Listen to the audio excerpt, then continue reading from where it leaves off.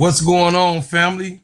Welcome to the brand new Steady Serv'N Bears Football Podcast, the new home for Chicago Bears football and the major stories from across the entire football world.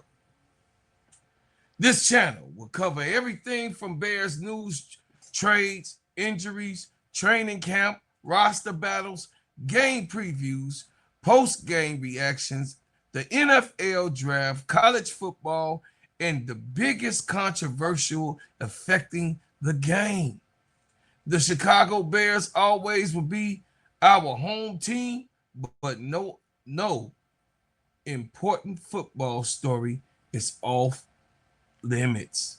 Today, we're heading to the Chapel Hill, where the University of Carolina has expanded its investigation involving football general manager Michael Lombardi.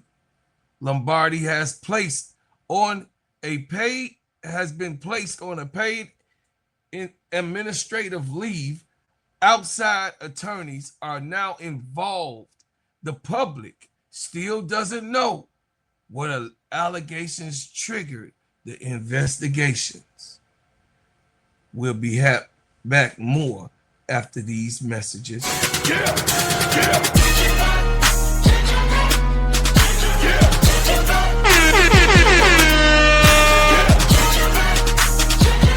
The Chicago hood soldier that the streets talk about. Making money ain't nothing to talk about. King Kong ain't got specs on me. Can't give you cloud if it's bread making, baby. I'm always The Chicago. I work in the streets, rapping shit on these beats. A lazy man gon' stop, but Atlanta always gon' eat. Everybody can't do what I do. That's why I'm crushing your crew. From Chi-Town, Memphis, Tennessee, and all through the Lou. I'm so fresh and so new. Got a hot album too. I came out of nowhere and I'm taking all of these suckers' juice. I keep my promo on them poles, keep that powder out my nose. I'm staying focused, man, with 1 million copies sold.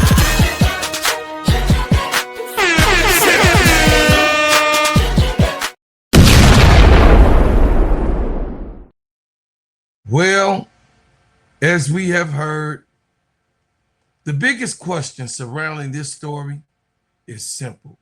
What exactly is UNC investigating? Welcome to the Gingerbread Man Show. My name is Bro Claude. I am here to give you all the football talk about what's going on right now in this investigation. The University of North Carolina has confirmed the allegations led to Michael Lombardi being placed on a paid administrative leave. However, the university has not publicly explained the nature of the allegations. UNC also has not clarified whether the investigation is limited to Lombardi or whether it could expand to include other individuals connected to the football program. That lack of information has created an enormous cloud of uncertainty over Chapel Hill. Now, we must be responsible for discussing this situation. Being placed on administrative leave does not prove wrongdoing. Lombardi has not been publicly found responsible for anything, and no one should treat an allegation as a confirmed fact. But when a major university brings outside attorneys to assist with the investigation involving one of the most recognizable executives in football program, people are naturally going to ask questions. Why was outside counsel retained? How serious are the allegations? How long would the investigation take? And could this affect the direction of UNC football? Right now, UNC is not providing their answers. Michael Lombardi, attorney, says that neither he nor Lombardi has been informed of the nature of the allegations. According to Lombardi's legal representation, Lombardi welcomes the opportunity to clear his name. That creates a difficult situation for everybody involved. UNC has a responsibility to investigate legitimate allegations carefully and protect the integrity of the process. At the same time, Lombardi has the right to understand what he is accused of and receive a fair opportunity in response. The public information vacuum makes the situation even more complicated. When the institution does not provide details, speculation quickly fills the gaps. Social media begins producing theories, rumors, start calculating, and people can reach conclusions before evidence has been reviewed. That is why we are going to remain focused on what has actually been confirmed. Michael Lombardi is on a paid administrative leave. UNC retained outside legal assistance, and the investigation is underway. The university has not publicly disclosed the allegation. Lombardi's attorney says his client wants the opportunity to clear his name. Those are facts current on the table.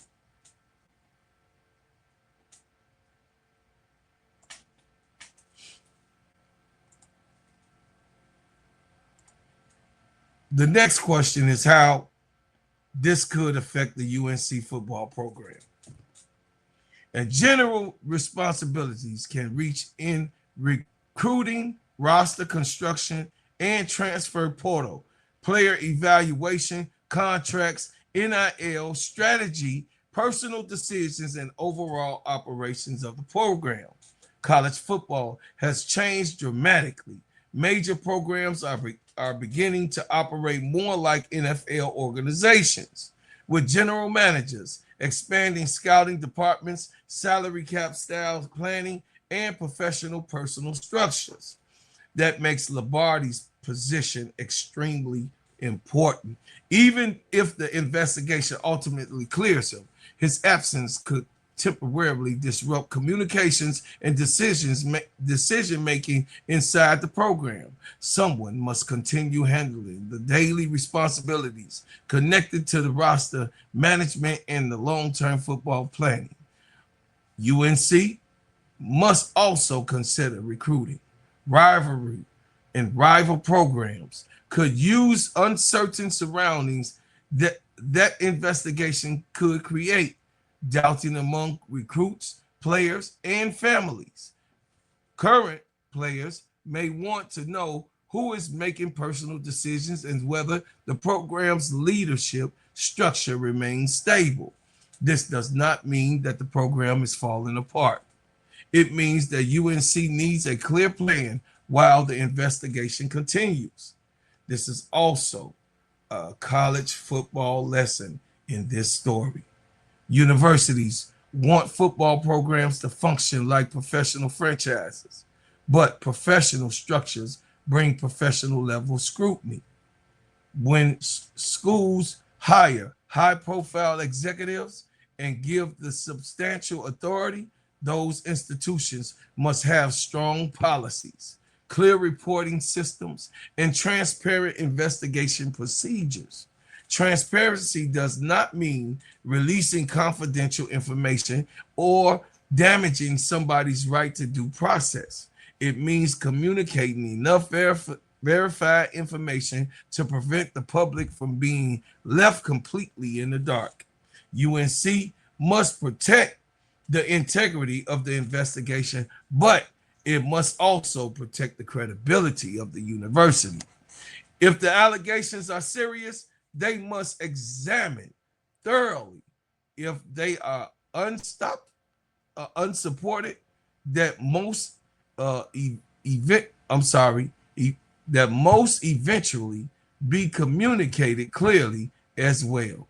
The process must be to the people who raises the concern and the fairness to Lombardi. Paid administrative leave should be understood as a procedure action, not a conviction, punishment, or declaration of guilt. This distinction matters. Here's where I stand. UNC is right to investigate allegations instead of ignoring them. Bringing in outside attorneys could create independence of protecting the integrity of the process. However, the university cannot allow the situation to remain in an information vacuum forever. At some point, UNC must explain what it can legally and responsibly disclose. Michael Lombardi must be told the allegations he is facing and given a fair opportunity to respond to it. Until then, we should not assume guilt, invent accusations, or treat online speculations as report. The investigation needs to follow the evidence. Wherever the evidence leads, the university must prepare to act responsibly and communicate honestly. Now, I want to hear from you. What do you believe UNC brought outside attorneys for? Can this investigation hurt recruiting, roster construction? And how much information should the university release to the public? Leave me a comment in your opinion. Please subscribe, share, and like to this channel. Welcome to the new channel, a Steady Serv'N Bears football podcast. And yes, this is your home for Chicago Bears coverage, major football stories, and the NFL and college football relationship. I'm asking for you to turn on them notifications every time I drop a hot banger, and also keep the main thing in the comments, man. And please, I thank you for what you've done. I thank you for what you do, and I thank you for what you will do. And as always, I start this here.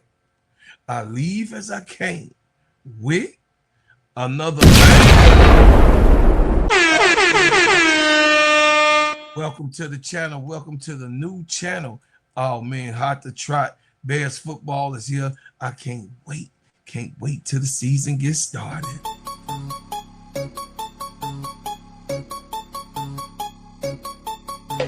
You a Manhattan rapper, ain't no murders down there. You keep your door locked for what? Ain't no burglars down there.